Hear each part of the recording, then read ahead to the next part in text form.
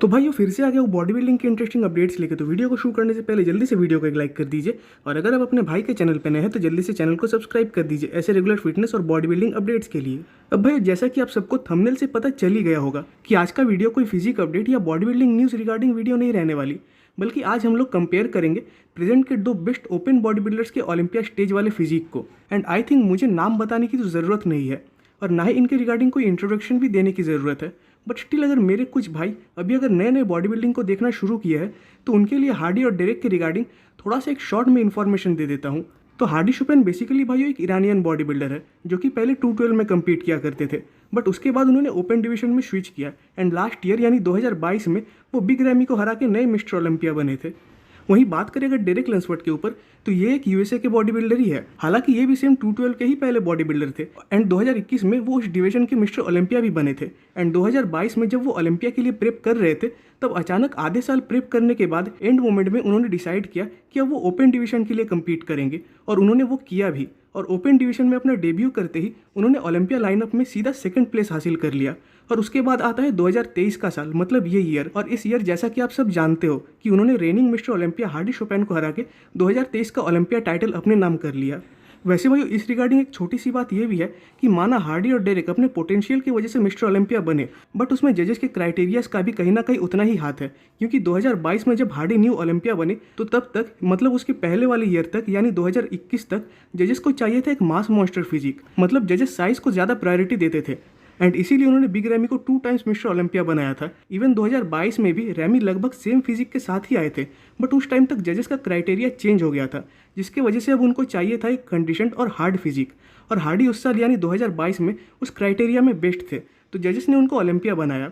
लेकिन अब आता है 2023 का यानी करंट ईयर, जहाँ की जजेस का क्राइटेरिया चेंज हुआ भी और नहीं भी, क्योंकि इस साल भी जजेस ने कंडीशनिंग और हार्डनेस को तो प्रायोरिटी दी, क्योंकि अगर साइज को देते तब तो उस हिसाब से सैमसन दौदा या एंड्रयू जैक मिस्टर ओलंपिया बनते, बट जजेस ने इस बार कंडीशनिंग के साथ साथ एक एस्थेटिक फिजिक को भी अपने प्रायोरिटी लिस्ट में रखा, और जिसका कि रिजल्ट निकला कि उन्होंने डेरेक लंसफर्ड को इस साल जिताया। तो अब आते हैं वीडियो के मेन मुद्दे पे जिसके ऊपर ये वीडियो होने वाली है, यानी प्रेजेंट के दो बेस्ट बॉडी बिल्डर्स के बीच फिजिक कंपैरिजन। अब पहले ही बता दूं कि इसमें मेरा कोई इरादा नहीं है किसी बॉडी बिल्डर के फैंस के सेंटिमेंट्स को हर्ट करने का, और बाई चांस अगर होता है तो उसके लिए मैं पहले ही माफ़ी मांग लेता हूँ। एंड मैं जानता हूँ कि अब इस कंपैरिजन से कुछ बदलने तो वाला नहीं, बस मैं अपना ओपिनियन आपके सामने रख रहा हूँ। तो सीधा शुरू करते हैं फ्रंट डबल बाइसेप्स पोज से।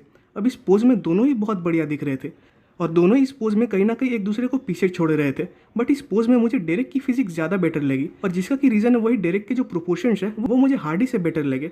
ऑल्दो हार्डी का जो मिड सेक्शन है वो एकदम टाइट आ रहा है, बट वहीं डेरेक अपने वैक्यूम पोज, अपने स्मॉल वेस्ट, अपने बड़े थाइस और अपने वी टेपर के लिए जैसा एस्थेटिक लुक प्रेजेंट कर रहे थे। तो आई थिंक ये रीज़न शायद काफ़ी है डेरेक को आगे रखने के लिए। तो यहाँ भाई एक पॉइंट जाता है डेरेक को, यानी डेरेक 1 हार्डी 0। अब चलते हैं फ्रंट लैट स्प्रेड पोज के ऊपर, एंड इस पोज में मैं हार्डी को आगे रखना चाहूँगा।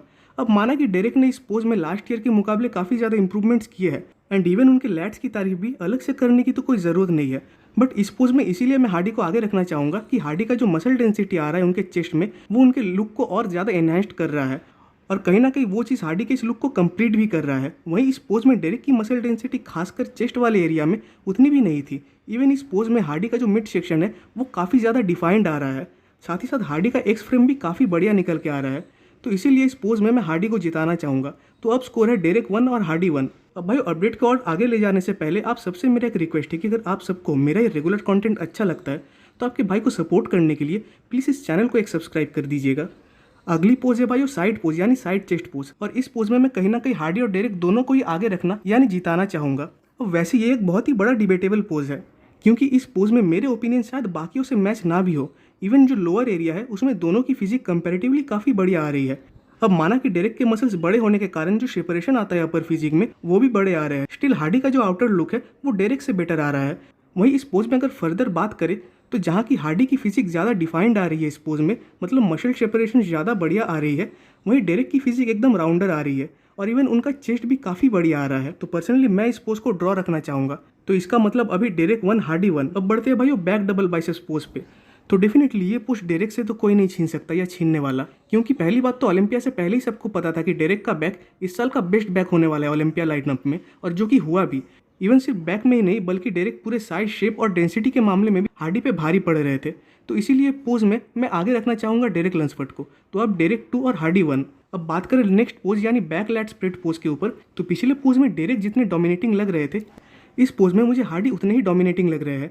क्योंकि पहली बात तो इस पोज में भी हार्डी का जो मसल डेंसिटी आ रहा है, डेरेक स्टिल उस चीज़ में लैग कर रहे हैं। इवन हार्डी का जो लोअर बैक या लैट्स है वो भी डेरेक के मुकाबले काफ़ी ज़्यादा वाइडर आ रहा है। इवन कहीं ना कहीं हैमस्ट्रिंग्स भी मुझे हार्डी के थोड़े ज़्यादा बेटर लगे। हाँ, ग्लूट्स के मामले में डेरेक बढ़िया आ रहे थे। स्टिल ओवरऑल इस पोज को मैं हार्डी को ही जिताना चाहूँगा, मतलब डेरेक 2 और हार्डी 2। अब बात करें अगले पोज की, तो यह है साइड ट्राइसेप पोज। एंड कहीं ना कहीं इस पोज में भी मैं हार्डी को ही जिताना चाहूँगा, क्योंकि हार्डी के ट्राइसेप मुझे ज़्यादा डिफाइंड और डिटेल्ड लगे कंपैरेटिवली डेरेक के मुकाबले। इवन मिड सेक्शन भी एकदम टाइट और रिप्ट आ रहा है हार्डी का इस पोज में, साथ ही साथ ऑब्लिक्स भी एकदम निकल के आ रहे थे। तो इस पोज में मैं हार्डी को आगे रखना चाहूँगा। तो अब स्कोर है डेरेक 2 और हार्डी 3। बढ़ते अगले पोज की तरफ, तो यह है एब्स एंड थाई का पोज। बट इस पोज में इवन की मोस्ट ऑफ द पोजेस में डेरेक वैक्यूम पोज को हिट कर रहे थे, जहाँ कि उनको अपने एब्स को शो करना चाहिए था ज़्यादा बढ़िया तरीके से इस पोज में, क्योंकि इस पोज का नाम ही है एब्स एंड थाइस। वैसे डेरेक जो वैक्यूम हिट कर रहे हैं वो भी मुझे काफ़ी ज़्यादा पसंद आया। और अगर पोजिंग के नज़रिए से देखा जाए तो मुझे हार्डी का ये पोज ज़्यादा बढ़िया लगा, क्योंकि इस पोज में जब डेरेक अपने एब्स को शो कर रहे थे तो डेरेक के एब्स उतने भी विजिबल नहीं आ रहे थे जितने कि हार्डी के आ रहे थे। एंड हार्डी का शेप भी इस पोज में मुझे डेरेक से बेटर लगा। तो इस पोज में मैं हार्डी को आगे रखना चाहूँगा। तो अब डेरेक 2 और हार्डी 4। अब अगले पोज की तरफ चले तो यह है मोस्ट मस्कुलर पोज, और इस पोज में भी मैं हार्डी को ही आगे रखना चाहूँगा। इवन पूरे लाइव कमेंट्री में भी फिल ने कहा था कि इस पोज में हार्डी के चेस्ट में जो क्रॉस ट्राइसेंस आ रहे थे उसका मुकाबला डेरेक तो नहीं कर पाए। इवन इस पोज में हार्डी का जो मिड सेक्शन है वो भी काफ़ी बढ़िया आ रहा था, साथ ही साथ ओवरऑल फिजिक भी इनकी काफ़ी बढ़िया आ रही थी। तो इस पोज में मैं आगे रखना चाहूँगा हार्डी को। तो अब डेरेक 2 और हार्डी 5। अब जो पोज मैंने ड्रॉ या टाई गिना था, अगर आप उस पोज को भी डेरेक को देते हो स्टिल पॉइंट होगा डेरेक 3 और हार्डी 5। अब बैकलैट स्प्रेड में मैंने हार्डी को आगे रखा था। स्टिल बहुत लोग मानते हैं कि डेरेक को उस पोज में भी हार्डी बीट नहीं कर पा रहे थे, तो फिर भी अगर डेरेक को आगे रखे तो पॉइंट है डेरेक 4 और हार्डी 4। तो इसका मतलब कि हार्डी अभी भी नहीं हारे हैं। तो अब सबसे बड़ा सवाल है कि हार्डी हारे क्यों। अब पॉलिटिक्स के विषय में मैं जाना ही नहीं चाहता, क्योंकि ऑलरेडी इसको लेकर बहुत सारी कंट्रोवर्सीज हो चुकी है। अब अगर मैं अपना ओपिनियन दूं कि क्यों हार्डी इस साल ओलंपिया को हारे फिजिक वाइज, हालांकि मैं गलत भी हो सकता हूं, बट मुझे जो लगा कि हार्डी का शोल्डर वो पार्ट था जिसकी वजह से हार्डी इस साल ओलंपिया को नहीं जीते।